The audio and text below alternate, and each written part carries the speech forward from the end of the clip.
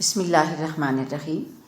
جس کو اللہ زندہ رکھنا چاہے سب کچھ اللہ تعالیٰ کے ہاتھ میں ہے، لیکن میرا خیال ہے لوگ اکثر بہت جلدی نتیجہ نکال لیتے ہیں کہ ہائے مجھے یہ بیماری ہو گئی ہے تو اب یہ ہوگا، پھر ہم اوور تھنکنگ میں پڑ جاتے ہیں، حالانکہ ہمیں یہ بھی معلوم نہیں کہ ہم کل زندہ رہیں گے یا نہیں۔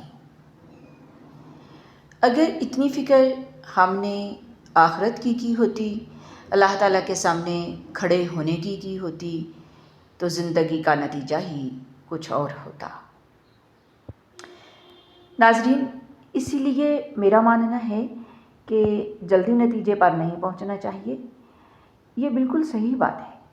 اگر ڈاکٹر نے کچھ کہہ بھی دیا تو ڈاکٹر تو اپنی معلومات کے مطابق کہتا ہے، جو نالج اس کے پاس ہے، جو اس کا علم ہے، اس کے مطابق کہتا ہے، لیکن اصل شفا دینے والی ذات اللہ کی ہے، چلانے والی ذات اللہ تعالیٰ کی ہے۔ کتنے لوگ ہیں جنہیں ڈاکٹرز کہتے ہیں کہ یہ ممکن ہی نہیں، لیکن اللہ کے حکم اور حوصلے کے ذریعے، اللہ کے دیے ہوئے حوصلے کے ذریعے وہ ٹھیک ہو جاتے ہیں۔ اصل بات یہ ہے کہ اپنی بے چینی، اپنی انگزائٹی پر قابو پانا ہے، اور اس کا طریقہ یہ ہے کہ انسان اللہ رب العزت کی رضا پر راضی ہو جائے، اپنے آپ کو مصروف رکھے، مثبت لوگوں میں بیٹھے، اپنا تعلق اللہ کے ساتھ مضبوط سے مضبوط تر کرے۔ اصل مشکل لوگوں کی طرف سے ہوتی ہے۔ اکثر رشتہ دار ساتھ نہیں دیتے بلکہ مزید اذیت دیتے ہیں، حالانکہ جب ہم دیکھ لیتے ہیں کہ کوئی شخص بے چینی اور پریشانی سے گزر رہا ہے تو اس کے ساتھ جھگڑا کرنا یا اسے طعنے دینا ایک ظلم ہے۔ اس کے ساتھ بیٹھو، اس کی سنو، اس کے دل کا حال سمجھو، پہلے اس شخص سے اپنا تعلق بناؤ، پھر آہستہ آہستہ اس کی اصلاح کرو۔ جیسے ایک بچہ ہے جو نشہ کرتا ہے، اب اگر ہم اسے لعن طعن کریں گے، برا بھلا کہیں گے، اسی طرح وہ نشہ نہیں چھوڑے گا، بلکہ اس کے برعکس اس کے ساتھ اگر ہم محبت بھرا رویہ اختیار کریں، اس کو اعتماد دیں، اس کو علاج کروائیں، تو یاد رکھیں وقت کے ساتھ ساتھ وہ ضرور نشہ چھوڑ دے گا اور ایک صحت مند زندگی کی طرف آ جائے گا۔ اصل نقصان رشتہ دار اور قریب کے لوگ کرتے ہیں جو سمجھتے ہی نہیں کہ اگلا کس حال میں ہے، اور اگر انسان کو گھر سے ہی سپورٹ نہ ملے تو ظاہر ہے وہ ٹوٹ جاتا ہے۔ اس سلسلے میں میرا سوال ہے کہ کیا آپ نے بھی اپنی زندگی میں پریشانی اور بے چینی کا سامنا کیا؟ کیا آپ کے لیے کوئی چیز اور کون سی چیز کلک کی؟ میرا سب سے برا وقت دراصل میرے بہترین دور کا آغاز تھا۔ اس وقت سب نے مجھے چھوڑ دیا اور مجھے تنہائی نے آن گھیرا، اور اسی دوران میں نے اللہ کی رحمت سے قرآن و سنت کو تھاما۔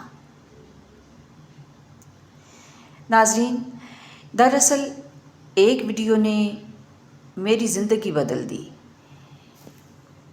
جس میں کہا گیا تھا غم میں غم دینے والے کو یاد رکھو، تمہارا سب سے قریبی رشتہ اللہ سے ہے اور آنسو اللہ کے قریب لے جاتے ہیں۔ میری بہنوں، وہ لمحہ میرے لیے ایک ٹرننگ پوائنٹ تھا۔ میں نے سننا شروع کیا، میں نے پڑھنا شروع کیا اور دل کو اللہ کی طرف لگایا۔ میں نے قرآن پڑھا، ترجمے کے ساتھ پڑھا، تفسیر سے پڑھا، پھر مجھے سمجھ آئی کہ خواہشات اور دنیاوی دکھ سب وقتی ہیں، اصل سکون اللہ کی رضا میں ہے۔ جو شخص اللہ پر یقین رکھے وہ کبھی مایوس نہیں ہوتا۔ قرآن میں بھی ہے کہ مشورہ کرو لیکن پھر اللہ پر بھروسہ کرو۔ یقین رکھو ہر چیز اللہ کی اجازت سے ہو رہی ہے، اور ہونے والی ہر چیز میں کوئی نہ کوئی میرے اللہ کا مقصد ہوتا ہے۔ بس تلاش یہ کرنا ہے کہ ہمیں ملنے والے اس دکھ کا مقصد کیا ہے۔ سوچنے کی بات ہے یہ مجھے کیا سکھا رہا ہے، اور سجدے میں گر کر اللہ سے مدد مانگنی ہے۔ غم آنا فطری بات ہے۔ محمد الرسول اللہ صلی اللہ علیہ وآلہ وسلم پر بھی غم آئے۔ حضرت خدیجہ کی وفات کے بعد آپ صلی اللہ علیہ وسلم کئی ماہ تک غمگین رہے، لیکن میرے نبی نے کام نہیں چھوڑا۔ اصل غلطی یہ ہے کہ ہم غم میں بیٹھ جاتے ہیں، اپنی زندگی روک دیتے ہیں۔ دراصل یہ اللہ سے ایک انکہی شکایت ہے جو کہ نہیں کرنی۔ اصل صبر یہ ہے کہ دوسروں کو اپنی پریشانی محسوس ہی نہ ہونے دو۔ اپنے آنسو دوسروں پر ضائع نہ کرو، یہ آنسو اللہ کے سامنے بہاؤ، اپنے اللہ کے سامنے بہاؤ، وہی ان کا خریدار ہے۔ اکثر لوگ پریشان ہوتے ہیں کہ ہمارے بعد بیوی بچوں کا کیا ہوگا۔ یہ ایمان کی کمزوری ہے۔ بچوں کو پالنے والا اللہ ہے۔ یاد رکھیں جس اللہ نے رسول اللہ صلی اللہ علیہ وسلم کو یتیمی اور غربت سے گزارا، وہ ہمیں اور ہمارے بچوں کو بھی پالے گا، انشاءاللہ پالے گا، اور اللہ پالتا ہے۔ اللہ نے انسان کو بیماری، موت اور ہر طرف قید میں رکھا ہے، تو اصل آزادی یہ ہے کہ اللہ پر بھروسہ کرو اور اپنا غم اللہ کے توکل پر چھوڑ دو، اسے اللہ کے حوالے کر دو۔ آج کی نوجوان نسل کے لیے میرا پیغام یہ ہے کہ اپنی ذہنی، جسمانی اور روحانی تربیت کریں۔ یہ وقت کھیل کا نہیں بلکہ تعلیم کی حصول اور اللہ کی معرفت حاصل کرنے کا ہے۔ اگر اس عمر میں اللہ کی رضا کو اپنا مقصد بنا لیا تو دنیا اور آخرت دونوں سنور جائیں گے۔ اصل کامیابی یہ ہے کہ آپ کی ذات دوسروں کے لیے نفع بخش ہو۔ آپ انٹرسٹ پہچانو اور جو بھی کرو اپنے اللہ کو درمیان میں رکھ کر کرو۔ جو اپنے آپ کو پہچان لیتا ہے وہ اپنے رب کو پہچان لیتا ہے۔ جیسا کہ میں نے پہلے عرض کیا کہ میری زندگی کا بھی ایک وقت ایسا تھا کہ مجھے شدید اینگزائٹی کا سامنا تھا۔ میں نے سمجھا میرا بدترین دور ہے، لیکن حقیقت یہ ہے کہ وہ میرا بہترین دور تھا، کیونکہ اسی دور نے مجھے اللہ کی طرف کھینچ لیا تھا۔ سچائی یہ ہے الا بذکر اللہ تطمئن القلوب، اصل سکون اللہ کی یاد میں ہے۔ قرآن پاک میں ہے مشورہ کرو لیکن پھر بھروسہ اللہ پر کرو۔